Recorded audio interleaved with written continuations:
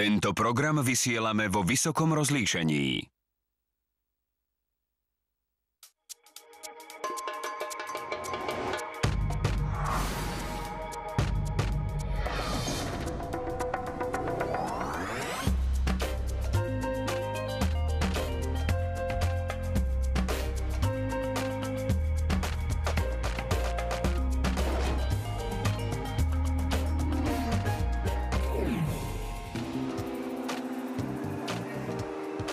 Tento prístrojček za posledných pár rokov zmenil polovicu ľudstva na kameramanov. Áno, dnes už je v každom mobilnom telefóne videokamera a takto si ľudia môžu nakrúcať svoje vlastné filmy. To môže v najbližšom čase zásadne zmeniť pohľad na filmové umenie. Alebo aj nie. Uvidíme. Vítajte v Kinorame. Najprv navštívime Cineamu, celoštátnu postupovú súťaž a prehliadku amatérskej filmovej tvorby. Potom vám predstavíme Krok do tmy, nový slovenský film, ktorý práve prichádza do kín. Eva Filová vám vo svojom vzdelávacom príspevku Orbis Pictus vysvetlí, čo je štrukturálny film. Pozvanie na rozhovor prijala svetoznáma umelecká maskérka Ilona Herman, ktorá spolupracovala s hviezdami ako Nicolas Cage, Uma Thurmanová či Robert De Niro. A v závere vás pozveme do kina na pár dobrých filmov. Podobne ako v iných profesiách, aj filmári si občas nadávajú do amatérov. Ale existuje kategória filmárov, ktorá sa za svoje amatérstvo nehanbí. Naopak, hrdosť sa k nemu hlási. Tí najlepší sa nedávno stretli na 22. ročníku finále súťaže amatérskej filmovej tvorby Cineama.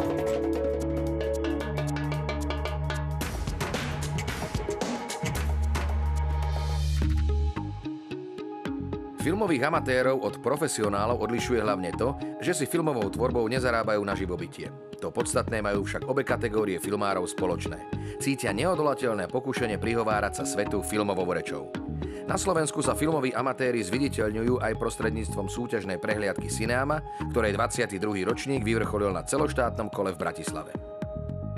Cineama je celoštátna postupová súťaž, ktorá vlastne zahŕňa Slovensko, hovoríme tomu aj vertikálne, aj horizontálne, to znamená, že celé územie Slovenska vlastne pokrýva všetkých 8 krajov, je do toho zapojený a je to vlastne vďaka tomu, že regionálne osvetové strediska sú ochotné a schopné zabezpečiť tie nižšie stupne súťaže okresné a krajské. A vďaka tomu vlastne nám posunú výsledky a vlastne aj diela z týchto okresných a krajských súťaží a tie vlastne potom tu na celoštátnej úrovni sú prezentované v Bratislave na VŠMU, kde nemôžeme povedať, že súťažím o zlatú medailu alebo súťažím, ja neviem, o aké prestížne ceny. Skôr celé je to ponímané tak viac menej pracovne.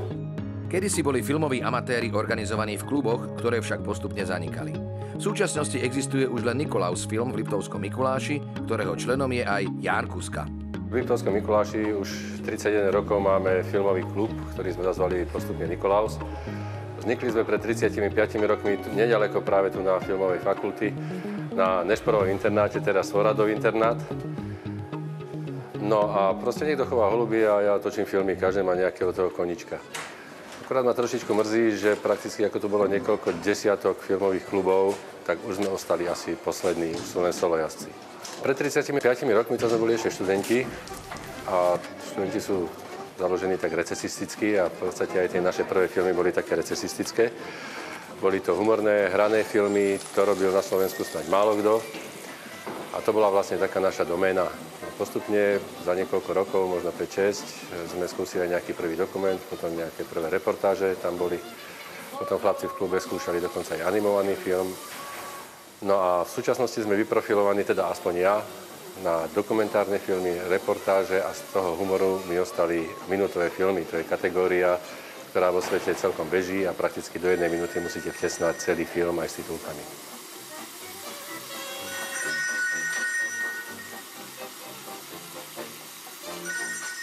Prehliadka Cineama je súťažná, ale hodnotenia poroty pripomínajú skôr odborné semináre na filmovej škole a účastníci sú porodcom vďační za každú radu. V podstate by každá kritika mala vychádzať z istých pozitívnych vecí. Lebo veľmi ľahko nájdeme plno nedostatkov, ktoré sú, lebo tie sú všade, takto by sme mohli rozniesť akékoľvek dielo. Ale je veľmi dôležité konštatovať to, čo je vlastne dobré, lebo to môže určiť aj to, čo sa bude robiť ďalej. Viete, aj ten filmár a autor mu vôbec nepomôže to, čo sa nesmie. On vo chvíli, keď začne tvoriť, tak musí sa pre niečo rozhodnúť, tak pre ňo je dôležitejšie vedieť, čo by mal robiť a čo je dobré, čo sa má robiť. A to je, myslím, veľmi dôležité. Takže ja si myslím, že vlastne takéto hľadanie a počiarkovanie chýb, to je taká technická otázka, proste niekomu to povedať, lebo to je, veľmi často sa to týka remesla a takýchto vecí. Ale dosť dôležité je sa vypátrať a zistiť, čo je dobré, lebo to pomôže. Jedným z najmladších účastníkov tohtoročnej Cineámy bol Dominik Baris Košíc, ktorý je vzorovým príkladom, ako sa z amatéra môže stať profesionál.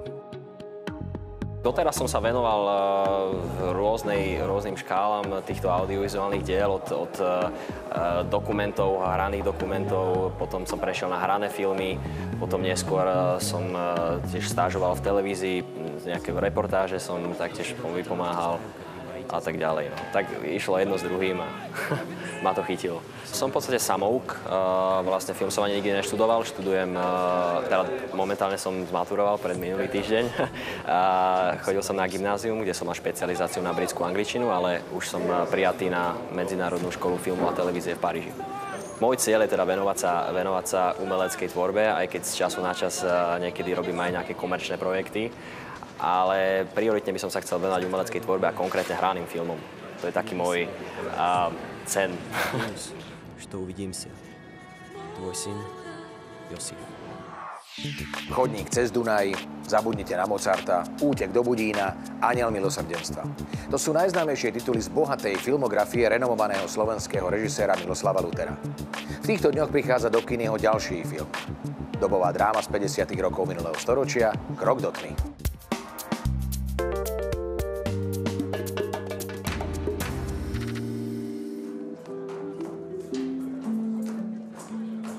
Scenár filmu Krok do tmy napísal režisér Miloslav Luther spolu s Mariánom Pôbišom podľa novely Alfonza Bednára Rozostávaný dom, ktorá bola v čase svojho vydania v roku 1956 odvážnou kritikou ideológie vtedajšieho politického režimu. Samozrejme, film Krok do tmy interpretuje Bednárov príbeh z hľadiska dnešného diváka a kladie dôraz najmä na vnútornú drámu ľudských vzťahov. Našli sme nové momenty, uhly pohľadu na túto tému a dopovedali sme to, čo Bednár, predpokladáme, nemohol vtedy povedať. To znamená, dofabulovali sme niektoré katarzné momenty a povedali sme o tej dobe to, čo si myslíme nielen o tej minulosti, ale predovšetkým o dnešku. Lebo nachádzame tam analógie, paralely postojov ľudí k otázkam svedomia, k otázkam zrady, k otázkam vzťahov medzi manželmi, vzťahov medzi partnermi, medzi priateľmi, k tomu, čo je to nevera. A proste k celému širokému okruhu otázok, ktoré vlastne sú stále platné. Predovšetkým je to dráma lásky. Dráma človeka, ktorý hľadá zabudnutie prostredníctvom veľmi silného erotického vzťahu. Ale zároveň sa nevzdáva lásky k svojej rodine, lásky k svojej manželke, ale to poblúznenie, ten erotický ošial, ktorý ho zvedie, je pre neho akýmsi spôsobom zabudnutia, vyblokovania sa od minulosti. Hlavná postava filmu Martin Dubovský bol počas vojny partizánskym veliteľom a jeho život mal vtedy jednoduché pravidlá. Po vojne sa však čoraz ťažšie orientuje v základných hodnotách a život sa mu dramaticky zauzľuje. Martina Dubovského hrá Marko Igonda. V podstate tie 50. roky sú hlavne postavené na tom celom, čo vidíš okolo, cez seba, cez svoju ženu alebo cez svojich blízkych, s tým poznačením toho, s tým poznaním tej vojny. A hľadáš niekde únik. No a tento Dubovský hľadal únik v v náručí inej ženy. Aby zabudol. A vôbec sa mu to nedarí. Skôr ho to ponára ešte do väčších a väčších hĺbok, do nejakého zatratenia, až by som povedal, že sonduje skutočne, akého svinstva je ešte schopný. Takže ja skôr som sa snažil do tých situácií tej ženy a tej milenky a nejak pochopiť celú tú hĺbku toho, čo ten človek môže prežiť, keď žije v smrti a v živote dennodenne. A potom zrazu sa snaží príde nejaká ďalšia realita života, snažiť sa žiť bez tej minulosti. Čo si myslím, že je asi nemožné. A to vlastne aj on, Slavo, to sa mi páčilo, že apeloval na to, že je to autentické aj pre týchto mladých ľudí. Majú tie isté problémy. Samozrejme, nie je tam až taký ten Demaklov meč toho, že v podstate ide ti o život, ale keby sme to dovyfabulovali, tak ti ide aj dnes o ten život. A zachovať sa, udržať si charakter, postoj v takýchto vypätých krízových situáciách, to s človekom robí divy. A to je vždycky výborná sonda pre herca. Čiže je to veľmi zaujímavá téma. Monika Hásová hrá Evu, manželku Martina Dubovského, ktorú manžel kvôli inej žene opustí. Eva však na neho nezanevrie a viac ako svoju opustenosť vníma manželovú osobnú tragédiu. Moja postava Evy Dubovskej je veľmi silná žena, silný charakter, drží to celé a nejde už ani, že by zachraňovala vzťah, ale zachraňuje toho človeka. Že vlastne ono to už nejde ani o nich dvoch, ale o niečo vyššie, o väčšiu hodnotu. Tá žena bola skôr taká skromná, by som povedala, ktorá manipuluje alebo drží tú vec znútra. Vlastne ona nemá navrch, ale tak znútra to nejak ako vyrovnáva a riadi. Krok do tmy sa to volá preto, lebo ide o rozhodnutie človeka. A vlastne tie postavy sú napísané tak, že sú všetky v konflikte, sú zahnané do kúta, sú pripáčené k múru a vlastne musia urobiť nejaké rozhodnutie. A to rozhodnutie je dosť dôležitým krokom do tmy, do niečoho neznámeho. A ono vlastne sa podpíše to pod ich charakter alebo pod ich osud. A myslím si, že je čas vidieť aj slovenskú kinematografiu, nielen americké filmy. Pretože si myslím, že my máme čo povedať svetu a ľuďom s našou históriou. Nie, že by som niečo chcela na Ameriku, ale myslím si, že je čas si kúpiť lístok do kina a ísť na slovenský dobrý film.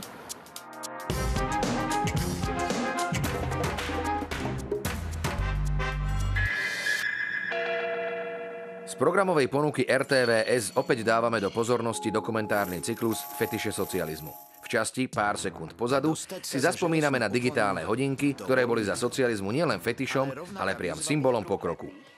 5 rúžových neprúhledných. Epizóda s názvom Zberatelia zachytáva rôznosť zberateľských vášní od plechoviek, ktoré sme zhromažďovali na skrinkách, cez nevšedné papierové servítky až po hračky zo socializmu, s ktorými sa nám spája množstvo detských spomienok. Môj vnuk nechce nič iné, len C-čka. Príklad vlastne takým, že sa museli nejaké súčiastky brať z východného Nemecka. Cyklus završí diel Vyšumené atrapy, ktorý sa venuje chutiam minulým i súčasným. Hovorí o tom, že nech už v nás spomienky na obdobie 1948 až 1989 vyvolávajú rôzne chute či pachute, jedno je isté. Paradajky chutili ako paradajky a pomaranče boli síce dostať len na Vianoce, ale stáť na ne sa oplatilo. Dokumentárny cyklus Fetiše socializmu si môžete pozrieť každý piatok večer na Jednotke. Máte radi poriadok, presnosť a fixný harmonogram?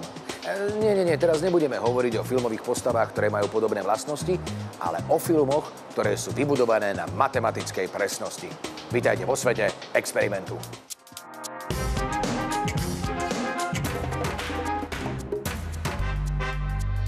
V polovici 50. rokov vplyvom filozofických a progresívnych umeleckých tendencií sa formuje tzv. Viedinská škola formálneho filmu. Zásadný vplyv mala 12-tonálna seriálna hudba, ktorá je komponovaná nie na princípe harmonizácie tónov, ale na vytváraní vopred daných sérií tónov a hľadaní nových vnútorných vzťahov medzi tónmi. Takéto matematizovanej problematike proporcií sa venovali aj maliari, napríklad Arnulf Rainer, ale tiež experimentálni filmári Kurt Kren a Peter Kubelka.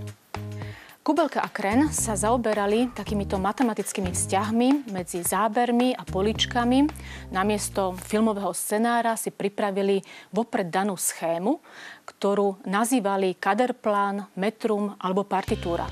Znamená to, že viac než na obsah sa kladie dôraz na vonkajšiu formu diela, na skladobný princíp, intervaly, na štruktúru diela. Takýmto filmom hovoríme štrukturálne filmy, ale nemajú nič spoločné s filozofickým štrukturalizmom. Typickým pre štrukturálne filmy je tzv. Flicker efekt, blikajúci efekt, vkladanie čierneho polička medzi zábery, opakovanie, variovanie jedného motívu, princíp slučky, geometrický nárast alebo ubúdanie poličok.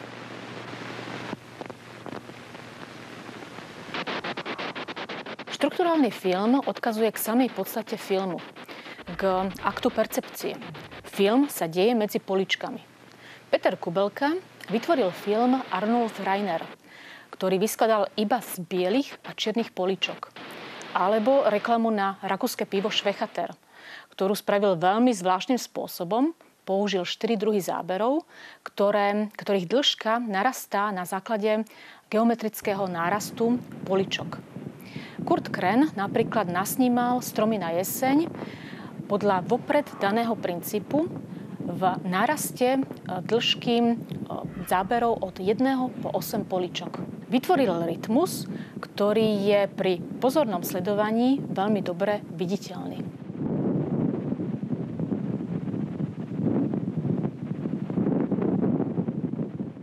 Štrukturálny film skúma nielen vzťahy medzi poličkami, ale aj napríklad časopriestorové vzťahy vo vnútri jediného neprerušeného záberu.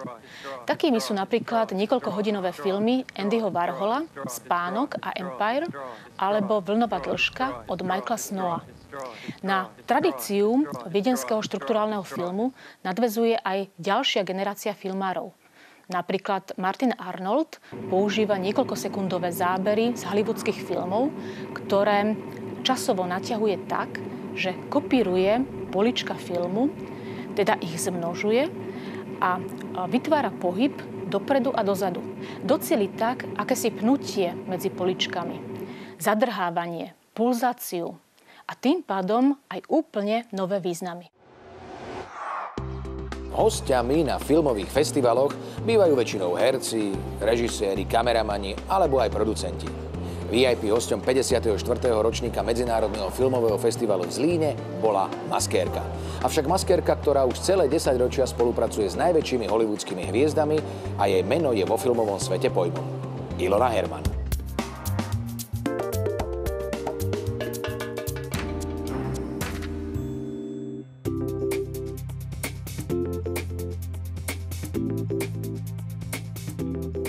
Ilona Herman sa narodila a vyrástla v bývalom Československu a do Spojených štátov vycestovala v búrlivom roku 1968. Tam sa jej priam čítankovým spôsobom podarilo splniť si svoj americký sen. Stala sa jednou z najznámejších a najúspešnejších umeleckých maskériek Hollywoodu. Má dlhodobé zmluvy s takými hviezdami ako Sean Connery, Robert De Niro, Uma Thurmanová či Nicolas Cage. A ako sa táto hviezdna kariéra začala? Já jsem nastoupila do filmové školy v Los Angeles. A pak jsem pracovala 2 roky skoro v prostetickém studiu, kde se vyrábí všelijaké ty prostetické věci na make-up, na masky a tak. A moje první velký film byl s panem Connerym, se Seanem Connerym, kde jsme natáčeli, když on se vrátil, jmenuje se to Never Say Never Again. Nikdy neříkejte nikdy, jako se vrátil hrát toho Bonda. Ilona Herman dosiahla svoje úspechy predovšetkým protetickými maskami v rôznych fantazijných žánroch, pričom si hneď na začiatku vyhliadla toho najlepšieho učiteľa. Burman, který byl úžasně schopný maskér a prostetik. A ten mě odepsal a vzal mě jako jakousi takovou učednici do prostetického studia, kde jsem s ním pracovala 2 roky. A tady ten pan Burman, ten myslím, že vyhrál asi 5 nebo 6 Oscarů za jeho svoji práci prostetickou. A pracoval na Planet of the Apes, Planet Opic. Takže jsem měla nejlepšího učitele, takhle to musím říct.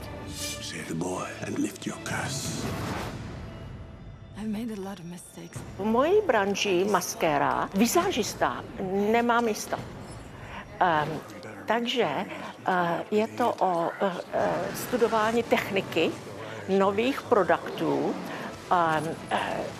prostě využití a pořád být nadčasově se seznamovat s novými prostředky k vyrábění masek a i make-upu filmového. V Americe jsou obchody speciálně jenom pro televizní nebo filmovou práci a jsou taky laboratoře, kde tyhle materiály se vyrábějí.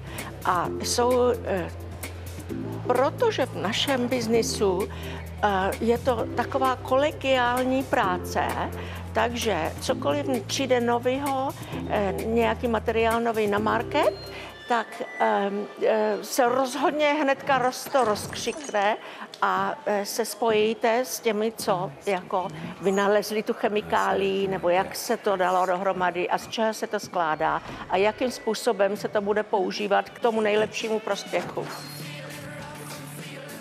U nás je špičkový umelecký maskier na jednej strane vedúci týmu ďalších maskérov, ale zároveň aj sám líči a upravuje niekoľko hlavných predstaviteľov. Hollywoodský systém funguje inak. Já pracuju pro herce, kde jedu s jedním hercem. A to je vždycky ten hlavní herec. Já mám ty herce, kterýma už pracuju dlouhodobě. Jako s panem De Nirem. Já jsem zrovna filmovala v New Yorku s panem Connerym a s Dustinem Hoffmanem. A pan De Niro mě telefonoval do hotelu sám a říkal, tady Robert De Niro a já jsem na to řekla, no kidding. Because I thought, myslela jsem, že si někdo dělá legraci nebo něco. Ale i tak, jsme se sešli hned ten den a už jsme naplánovali příští film spolu a tak to dobře se nám to povedlo a dobře pracujeme spolu. Takže tak to pak došlo k 16 letí spolupráci teďkon. I když on jak si nefilmuje moc filmů, kde by se potřebovaly nějaké prostetické masky.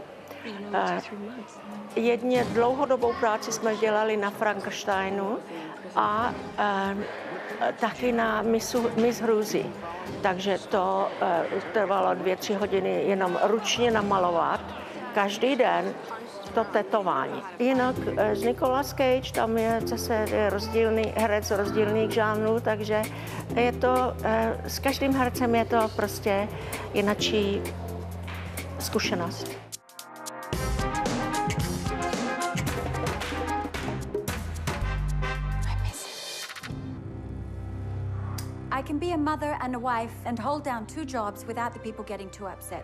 Prišla do Hollywoodu začiatkom 50. rokov, zažiarila, zaľúbila sa do princa a vzdala sa kariéry, aby odišla za hlasom svojho srdca. To je príbeh očarujúcej Grace Kellyovej, ktorá sa na vrchole slávy vydala za monacké knieža Rainiera III. A stala sa navždy Grace, kňažnou z Monaka.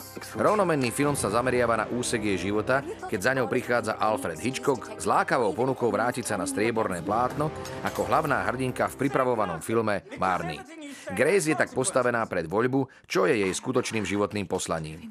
Úloha kňažnej po boku milovaného muža alebo hviezdna herecká kariéra. V hlavných úlohách manželov sa predstavia Nicole Kidmanová a Tim Roth. Hello, Ma.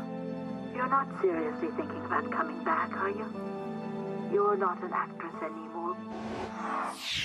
Oh, hey, look, it's the ice. Why is it so big? So it doesn't melt. It's actually really interesting how they do it. It's That went south so fast! Oh! Páčil sa vám drsný humor filmu Macík? Potom nepremeškajte novinku Seta MacFarlana Všetky cesty vedú do hrobu, v ktorej si tentokrát zahral aj hlavnú úlohu. Albert je odveký outsider, obyčajný pastier oviec, ktorý býva u svojich rodičov a práve dostal kopačky od svojej priateľky. Na nešťastie sa pohádal s jej novým nápadníkom a neuvážene ho vyzval na súboj napriek tomu, že vôbec nevie strieľať. Práve v tomto momente prichádza do mesta Anna v podaní Charlize Theron, ktorej mužka je neomylná a má svätú trpezlivosť, aby Alberta naučila strieľať. Súboj vyhrá, no skutočný boj o lásku len začína, keď zistí, že jeho nová priateľka je stále vydatá za najznámejšieho pištolníka v širokom okolí.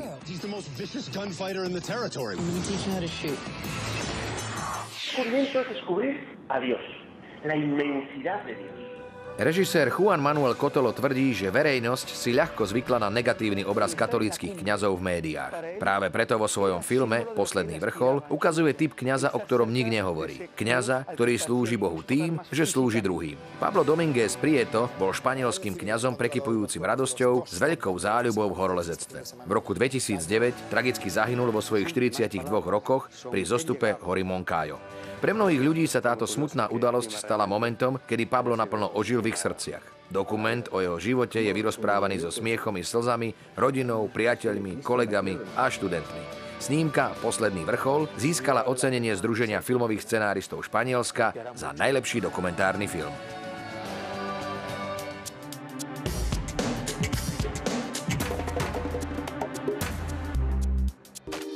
A tu je naša dnešná súťažná otázka. Napíšte nám, ktorý herec hrá hlavnú úlohu vo filme Krok do tmy. Po A. Juraj Igonda, po B. Roman Luchnár, po C. Marko Igonda. Vaše odpovede v tvare film, medzera A, B alebo C posielajte formou SMS správy na audiotextové číslo 6663 do 19. júna. Pre výhercov sú pripravené krásne ceny, no a mená výhercov tradične nájdete na našej webovej stránke. To bola bodka. Ďalšia Kinorama vás oboznámi s programom 7. ročníka festivalu animovaného filmu Fest Anča v Žiline. Zoberieme vás na nakrúcanie detského seriálu Supersieť a v našej pravidelnej vzdelávacej rubrike Orbis Pictus vám docent Martin Ciel predstaví japonského filmára Yasujiho Ozu. No a dovtedy dovidenia.